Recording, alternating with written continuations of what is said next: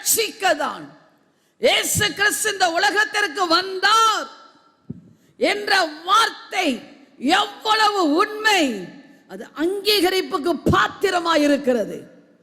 தேவ பிள்ளையே, உங்களையும் என்னையும் மீட்டெடுக்க நம்ம எல்லாம் எவ்வளவு பெரிய கொடும் பாவிகள். இந்த பாவத்திலிருந்து மீட்டெடுக்க ரோமர் 7:24 வாசிக்கிறோம். நான் நிர்பந்தமான மனுஷன், இந்த மரண சரீரத்திலிருந்து யார் என்னை விடுதலை ஆக்குவார் என்று பவுல் சொல்லுகிறார். ஒவ்வொருவரும் அப்படிதான். நல்லா போய் கொண்டிருக்கிற லைஃப், நல்லா ஓடிக்கொண்டிருக்கிற ஓட்டம் திடீர் என்று ஒரு இடத்துல அப்படியே ஸ்ட்ரக் ஆகி நிற்கும். என்ன பண்றது? ஆண்டவரே, எனக்கு யார் என்னை விடுதலை ஆக்குவது?